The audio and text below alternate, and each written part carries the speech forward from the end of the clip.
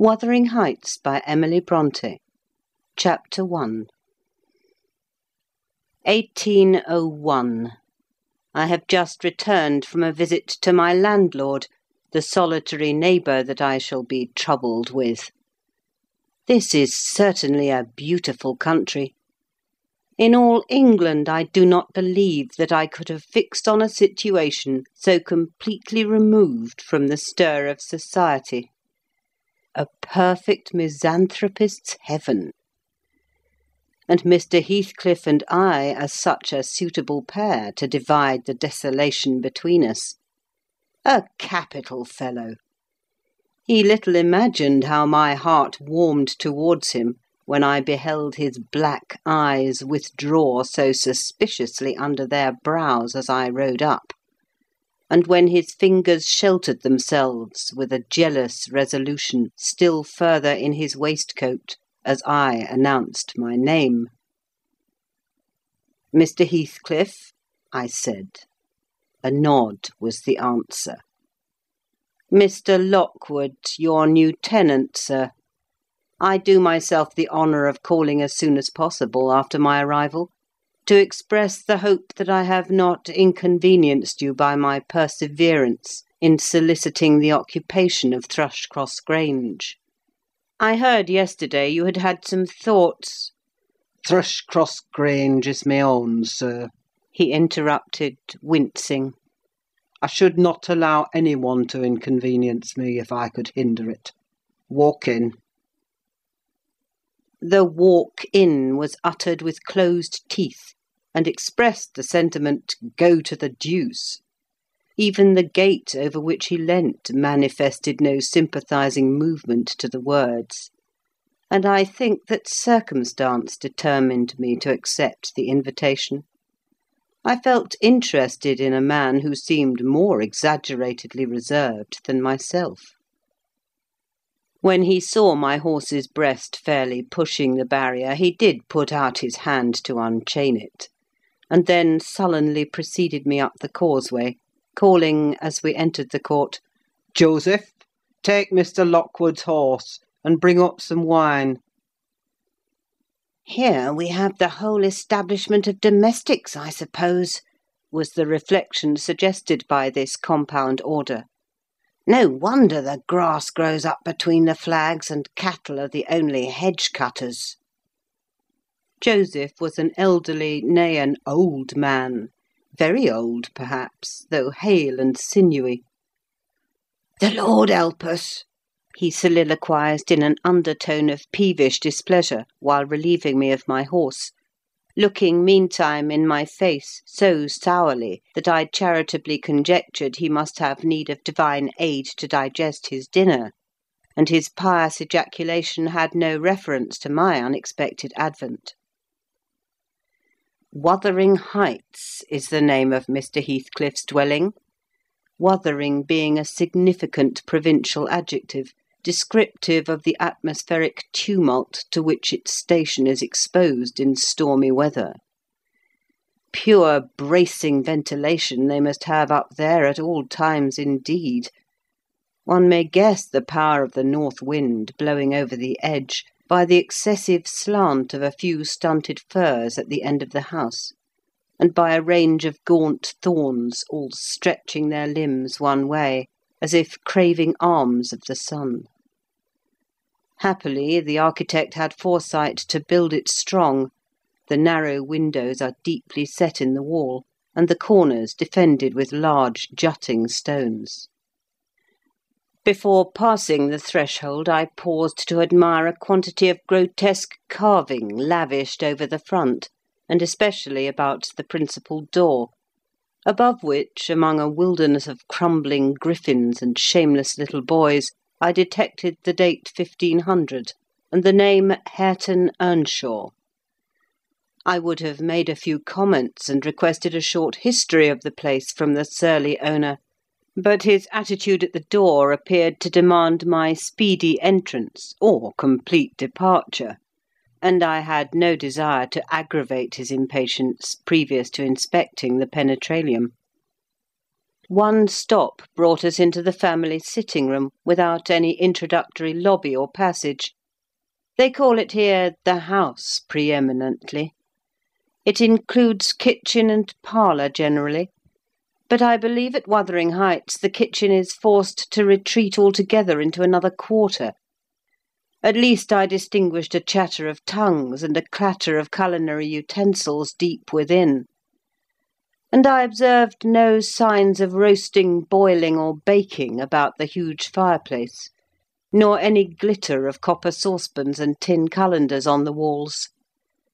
One end, indeed, reflected splendidly both light and heat from ranks of immense pewter dishes, interspersed with silver jugs and tankards, towering row after row on a vast oak dresser to the very roof.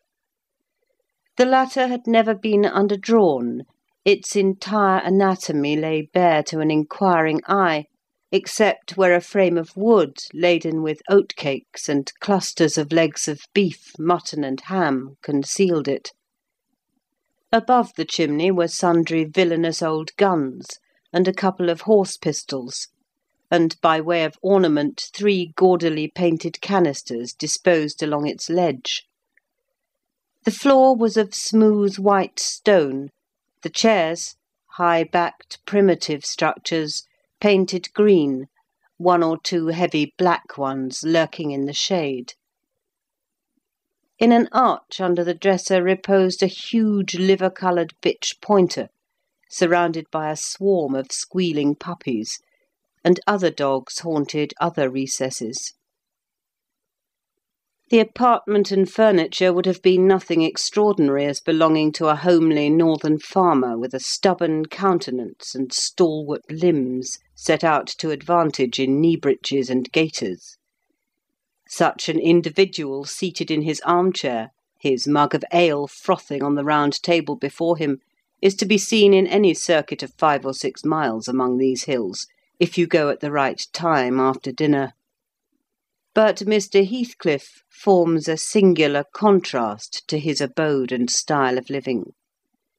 He is a dark-skinned gipsy in aspect, in dress and manners a gentleman, that is, as much a gentleman as many a country squire, rather slovenly perhaps, yet not looking amiss with his negligence, because he has an erect and handsome figure, and rather morose. Possibly some people might suspect him of a degree of underbred pride. I have a sympathetic chord within that tells me it is nothing of the sort. I know by instinct his reserve springs from an aversion to showy displays of feeling, to manifestations of mutual kindliness. He'll love and hate equally under cover, and esteem it a species of impertinence to be loved or hated again. No, I'm running on too fast. I bestow my own attributes over-liberally on him. Mr. Heathcliff may have entirely dissimilar reasons for keeping his hand out of the way when he meets a would-be acquaintance to those which actuate me. Let me hope my constitution is almost peculiar. My dear mother used to say I should never have a comfortable home, and only last summer I proved myself perfectly unworthy of one. While enjoying a month of fine weather at the sea-coast, I was thrown into the company of a most fascinating creature, a real goddess in my eyes, as long as she took no notice of me. I never told my love vocally. Still, if looks have language, the merest idiot might have guessed I was over head and ears. She understood me at last and looked a return, the sweetest of all imaginable looks. And what did I do?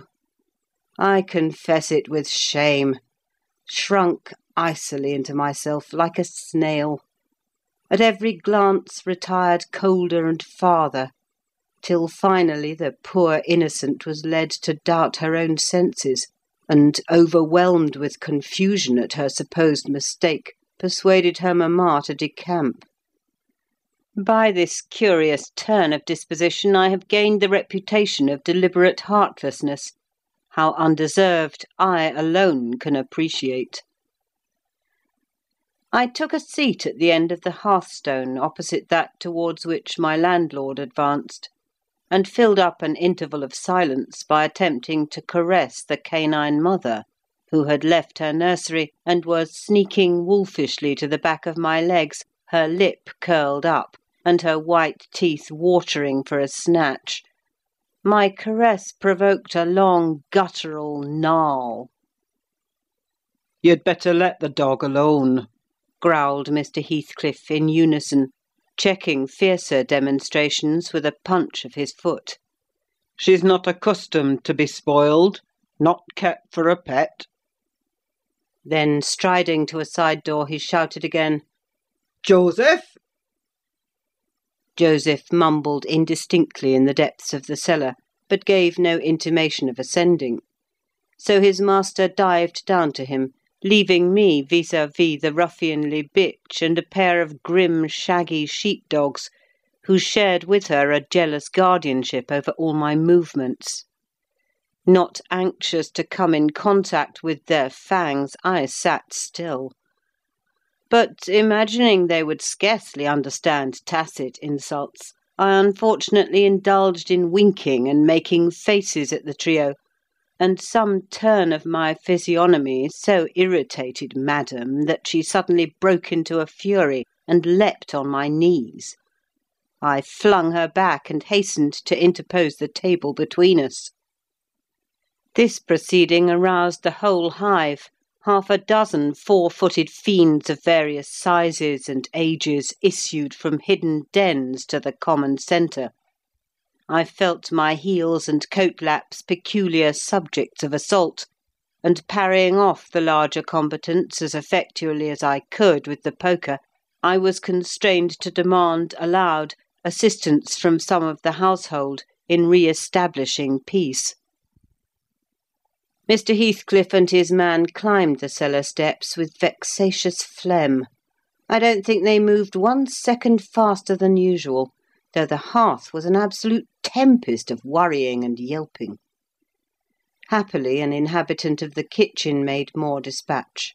A lusty dame, with tucked-up gown, bare arms, and fire-flushed cheeks, rushed into the midst of us flourishing a frying-pan, and used that weapon and her tongue to such purpose that the storm subsided magically, and she only remained heaving like a sea after a high wind, when her master entered on the scene.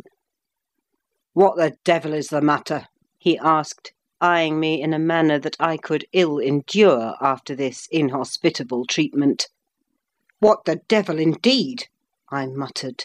The herd of possessed swine could have had no worse spirits in them than those animals of yours, sir.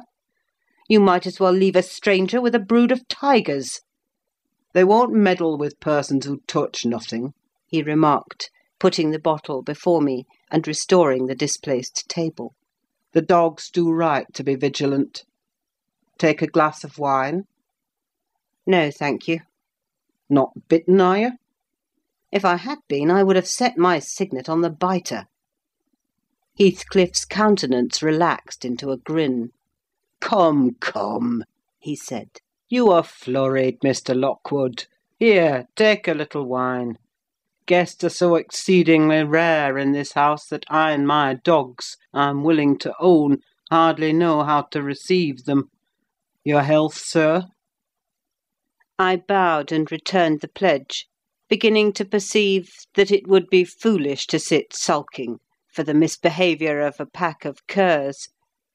Besides, I felt loath to yield the fellow further amusement at my expense, since his humour took that turn. He, probably swayed by prudential consideration of the folly of offending a good tenant, relaxed a little, in the laconic style of chipping off his pronouns and auxiliary verbs, and introduced what he supposed would be a subject of interest to me, a discourse on the advantages and disadvantages of my present place of retirement. I found him very intelligent on the topics we touched, and before I went home I was encouraged so far as to volunteer another visit to-morrow. He evidently wished no repetition of my intrusion. I shall go, notwithstanding. It is astonishing how sociable I feel myself compared with him. End of chapter 1.